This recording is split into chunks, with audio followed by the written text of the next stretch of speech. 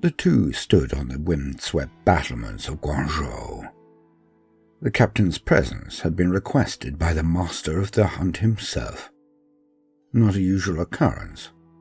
It could mean only one thing. The long overdue talk. Long overdue. Captain Osmogai had arrived exactly as requested. Not a second earlier, not a nanosecond late. He stood in his power armor, the white almost disappearing in the snow and wind that whipped around them. Only the red or gold edging of his armor defined him. This also went for the master of the hunt's attire, but both men were armed. Captain Osmogai took position next to the master of the hunt. He knew why they stood here. The lesson was told in the vista before them, the topic certain.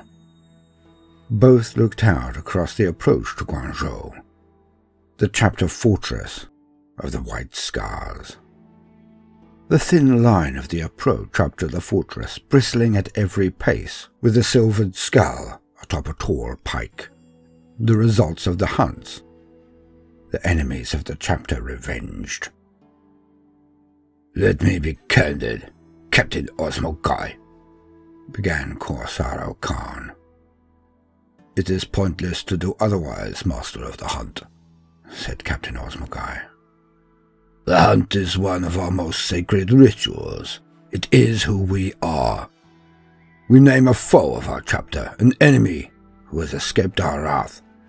Then we hunt him, and we slay him. I am aware of our ways, Master of the Hunt. Then you are aware that the name must be entered onto the rolls before a hunt can be called." "Of course." "Then why, Captain Osmogai, have you not entered the name of a certain Eldar into the rolls? Have you not faced him 12 times now over the ages? Has he not fought against our chapter more times than any other individual in our recent history? Yet his name is not on the rolls. Red Eagle, as you call him. Why?" "Though he be Xenos, Eldar, of Craftworld Samehan, though we have pitted our skills against one another over the ages, he is not our enemy." The master of the hunt now turned bodily and looked directly at Osmogai. The captain mirrored the move. Both now stood with arms wide, hands on hips, squaring off. Both had their hands dangerously close to their swords. "Your words eat themselves, like a snake devouring its tail." "No, they do not. I take my calling, my destiny, from the Stormseers, for I will meet the Red Eagle again many times. I have never restrained my hand, never shied away from slaying him. We are equally matched. But one day it is prophesied that he will aid us, aid me, in saving a company and a sector. It is foretold. Then, when this is over, the very moment this prophecy has been woven, then I expect his name to be on my list." "You are not needed for me. The time approaches, I go. I take my company to a small world called Abundance Tertius. For it is foretold that in our last meeting one of us would die. If it be me, then you can add his name to your list, personally."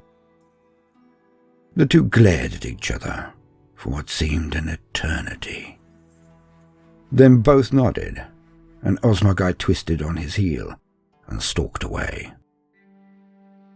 KOR SARRO Khan looked out across the wide expanse approach to Guangzhou and the many, many thousands of silver skulls there contained, each one an enemy brought low by each successive master of the hunt.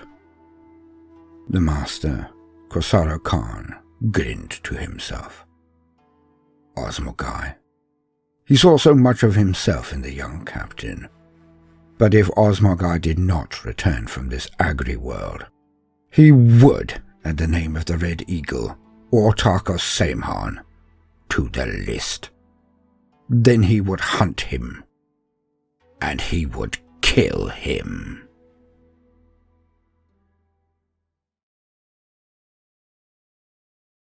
Welcome, gentle listener. I am Baldermort, your faithful servant, and I wish to introduce you to the forces, factions, and faces of the Warhammer 40k universe, the grim darkness of the future. Today, we are going to be introducing the Master of the Hunt, KOR SARRO Khan, as this is a unique status and person in the White Scars chapter that deviates substantially from the dictates of the Codex Astartes. Now, let us lean on existing wisdom for the bones of the matter. To quote, KOR SARRO Khan, Master of the Hunt. Across blasted battlefields, desperate heretics and Xenos warlords stumble onwards, breath ragged and eyes wild, their followers long slain in their wake. At the sound of steady footfalls they turn at bay, praying for mercy or bellowing hatred before the blade Moonfang flashes once and their severed head tumbles to the bloodied ground. So does KOR SARRO Khan take his prey. KOR SARRO Khan is the captain of the White Scars 3rd Company, fierce to the point of savagery, bold to the point of recklessness, and brash to the point of insubordination. He is nonetheless one of the chapter's most accomplished warriors. KOR SARRO Khan is the White Scars' Master of the Hunt, a title unique to the White Scars and their successors. They, above all other chapters, seek the blood of those foes who through quirk of fate or malign artifice have faced them in battle and lived to tell the tale. Such enemies cannot be allowed to glory in their victories. Every 25 years, at the height of the rites of Howling, the White Scars' Master of the Hunt is dispatched to seek one such foe and bring their severed head back to Guangzhou as a trophy. The Master of the Hunt can draw upon many resources in pursuit of his prey, and often embarks upon a great hunt with a company of battle brothers under his command. A pursuit can take months or years, as he tracks his quarry across several worlds. Though the hunt may be postponed as wars and other duties interfere, it is never abandoned. Sooner or later, the prey is tracked, cornered, and beheaded. Over the years, KOR SARRO Khan has brought nearly a score of such quests to successful conclusion. Whether he is leading his entire chapter to battle, or simply a small elite group of battle brothers, none can outrun or evade the Master of the Hunt's wrath indefinitely. Those foes who have so far eluded him live on borrowed time. KOR SARRO's return to Jugores is a time of great celebration and moonlit feasting, for it marks the passing of a hated nemesis. When the carousal is done, KOR SARRO surrenders the prey's severed head to the Voice of the Storm, who takes up a brand from the flames and burns the eyes from the skull. The hymn of vengeance is sung as the flesh blackens and peels, and the quarry's name is struck from the roster of the hunt. The head itself is then masked in silver and set upon a lance, its hollow gaze destined to forever stare out over the approach to the fortress monastery, a long mountain road with severed trophies lining every pace of its passage. Many are the heretical warlords and Xenos champions who KOR SARRO Khan has laid low. The demon prince Valdorius claimed many years of the Khan's life, leading KOR SARRO on a bloody chase across the stars. But in the end, the Empiric Fiend could not prevent his doom. The Asuryani Exarch, Shai-Nethil, stalked the Khan through the burning ruins of Tasma 6 for 18 days and nights, seeking in her alien arrogance to hunt the hunter. She nearly took KOR SARRO's life a dozen times, yet still it was he who struck the telling blow. The Orc war boss, known simply as the Fist, also ended his days beneath KOR SARRO's flashing blade. Though the tale of that hunt lives in infamy amongst the chapter's annals, of KOR SARRO's initial 50-strong hunting party, only 3 brothers survived their battle with the Fist's rampaging dreadnoughts to return to Jugores at their master's side. Perhaps the greatest opponent the master of the hunt has confronted with, however, is the Tau commander Shadow Sun. The celebrated leader of the famed Third Sphere expansion has so far evaded the Khan's vengeance.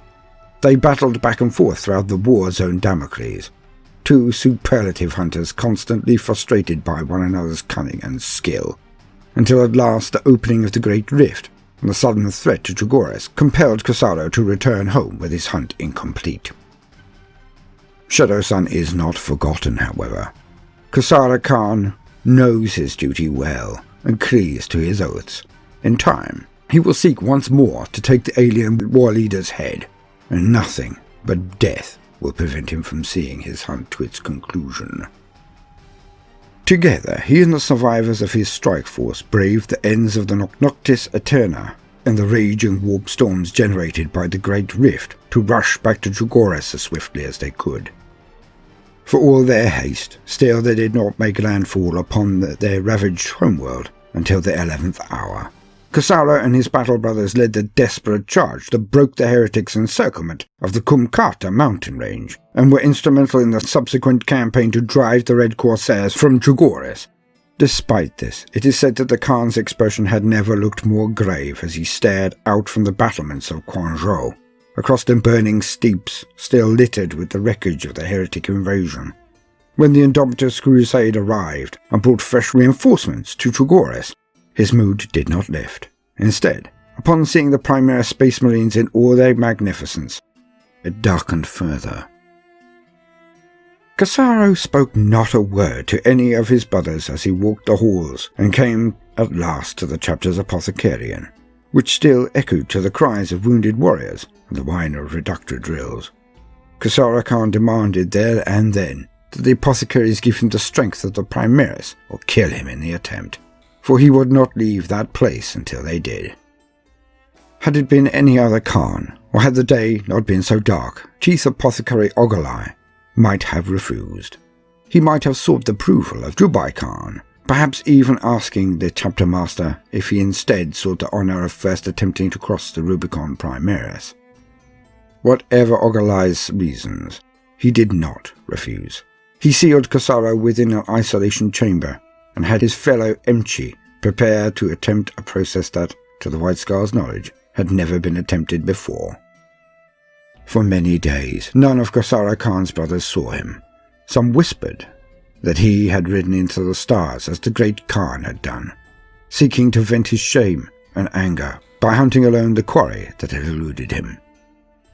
Others suggested morosely that just as Trigoris must surely be dying, so too had the master of the hunt passed on into legend. Just one more morning pyre for the White Scars to light in the wake of Huron Blackheart's invasion. When KOR SARRO Khan returned to his brothers from the apothecarian, there was a surge of joy and awe. Fresh lines of pain were inscribed upon the Khan's features that he had survived the agonizing surgeries that had transformed him into a Primaris Space Marine. Not all were pleased, however. The master of the hunt was summoned before the chapter master, striding into Jabal Khan's incensed sanctum with the look of one who goes to battle. The two proud warriors faced one another, and it is said that the air crackled between them like dry lightning over the Kumkata mountains. KOR SARRO virtually glowed with the newfound vitality of his transformation, yet it was he who averted his gaze, who had the humility to kneel and to ask forgiveness of his lord for his rash deed. What passed between the two Khans that day was not recorded, and none know of what was said. What is known is that when KOR SARRO emerged from his audience with the chapter master, he wasted no time in calling his battle brothers to him and preparing to take the fight to the heretics still ravaging the Yasan sector.